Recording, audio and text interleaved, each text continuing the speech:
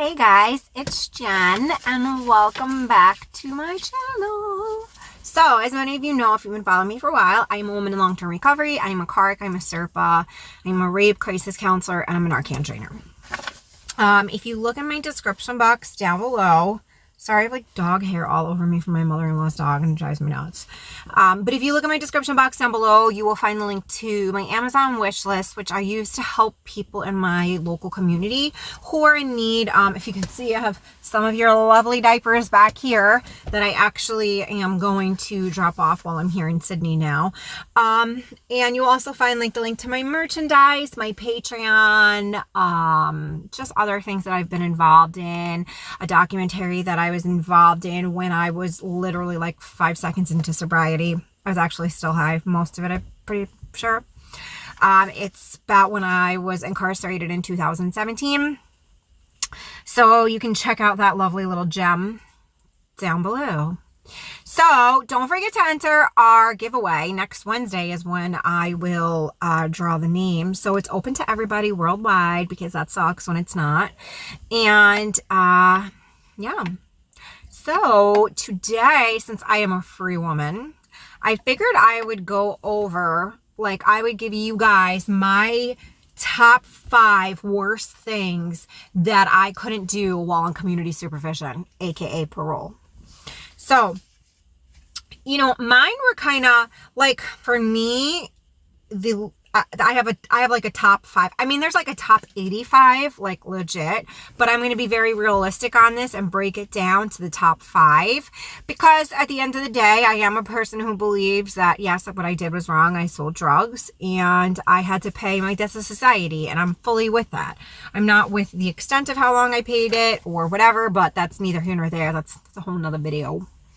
So for me, I'm going to start with the top 5, like I said, and the 5th worst thing about parole for me. So this is going to go from like least to worst.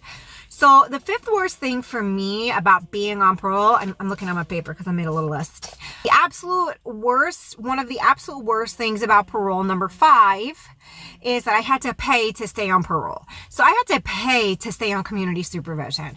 So if you are full-time employed, you pay $30 a month. If you are part-time employed, you pay $15 a month. And then I'm not really sure what they do if you're not employed or whatever, because my parole officer at the time had told me one thing. Then when I spoke to her, my last report, she told me another thing. So I'm not really all too sure. Things, you know, they kind of change things to how it fits, to be quite honest.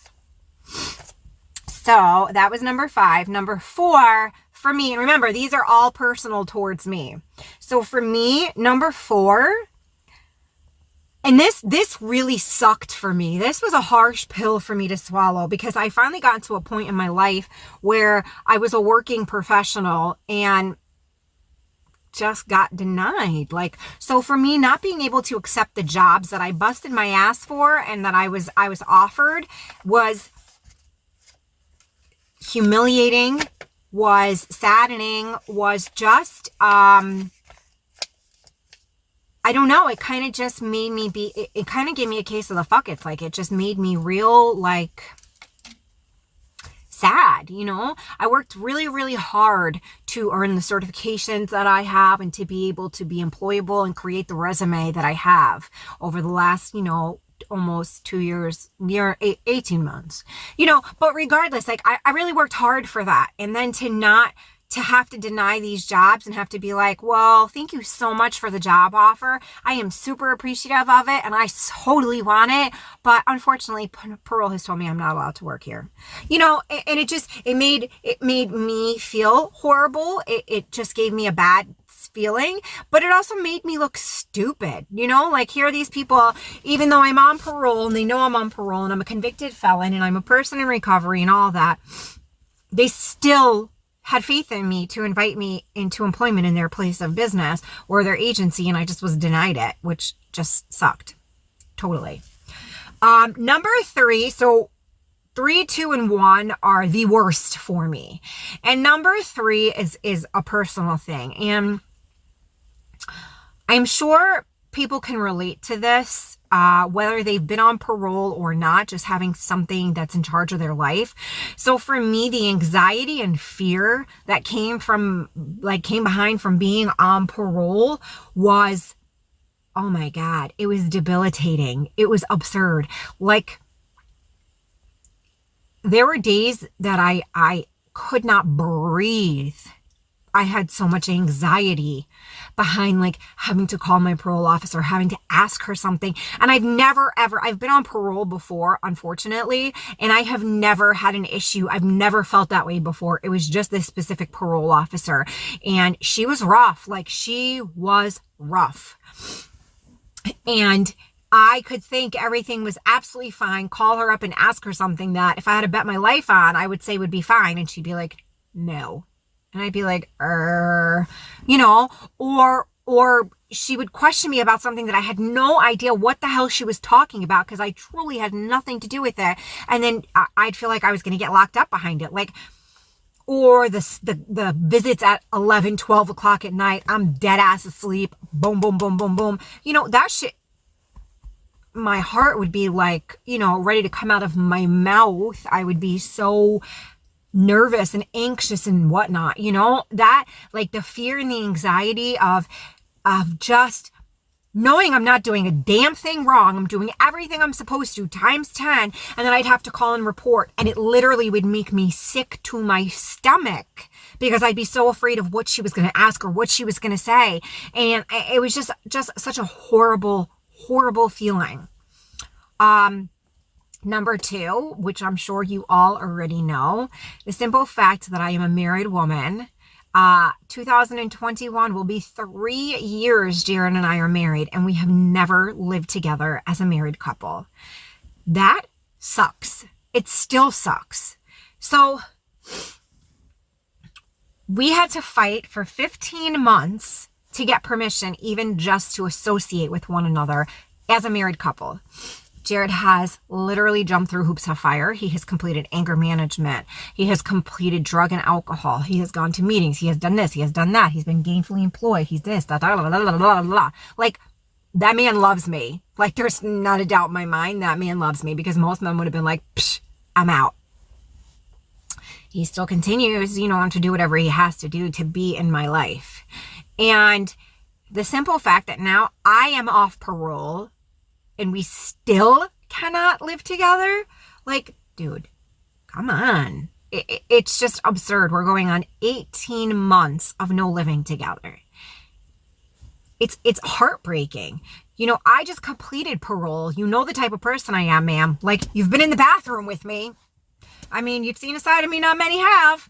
You know the type of woman I am. You know how I act. You know my mentality. You know what I do, what I don't do. Like, you've been deep in my life for 18 months. Why the hell can't we live together? We're over here making YouTube videos and handing out diapers and, like, good things. We're doing good things for the community. Nope, can't live together. I don't know why. I don't understand. We can't even have, like, sleepovers. Like, it's absurd. But what month are we in? December. So January, February, March, April, May. So literally, like, 4 months, because he gets off May 7th. So we'll pretend like it's January already. So 4 months. So in 4 months, we're going to have a goddamn house party when we can live together. I swear. And the number one worst part of parole for me, like I said, I'm keeping it on the eye. For me, everybody has their own stuff that's been bad for them for parole. But for me, the worst part was not having Bella. I mean, I'm sure you could have all guessed that. Parole didn't per se say that I cannot live with my child or have my child live with me, but I put Bella through a lot by being in active addiction and being a mom at the same time. She was exposed to a lot of things and saw and heard in whatever, a lot of things that were not appropriate as a mom for me to allow her to be exposed to. Fast forward 3.5 years, 17, 18, 19, 20. Yeah, 3.5 years. Fast forward 3.5 years. How dare I come home from prison and immediately take her back, not knowing whether I was going to relapse, if I was going to get locked back up, if I was going to be able to afford to keep her, if I was going to have a stable housing for her. And then also, you know, like I said, it scares me and made my anxiety crazy having parole knock on the door at, 11, 12, 1 o'clock in the morning. Can you imagine being 8 years old and that happening, and someone's at your mommy's door with a bulletproof vest on and a gun and, all suited up, like handcuffs, the whole 9 yards? That would have been really traumatic for her, and she's already suffered enough traumatic events, right? So who am I to take her home and to put her in a more traumatic spot? Or what happens, God forbid, what would have happened if I would have relapsed and I would have taken full custody of Bella back? Like, shame on me for being a bad mom and putting my feelings first again and not hers. Or let's face it, like even right now, you know what I mean? Like I'm technically unemployed. I mean, I waitress one night a week and I have YouTube, but that's not gainfully employed where I'm able to provide for my child. Now I'll be able to reapply as soon as, I'm just waiting for the holidays to pass and I'm going to get on my grind about getting a regular 9 to 5. But, kids are expensive, bro. I'm barely skating by. Like, if it was not for YouTube, my rent wouldn't be paid. So who am I to take her home and put her into a non-stable house? I'm going to court mid-January, and I am absolutely 100% asking for more time, overnights, phone calls, this, that, and the third. I'm not asking for custody as of yet. I'm asking for more time, so this way it will be a smoother transaction. So those are the absolute worst, like my top 5. I mean, like I said, there's probably 85 things that were absolutely shit about being on parole, but those are my top 5. So number 5, having to pay all that money to stay on parole, like, don't do me any favors. Let me off, right?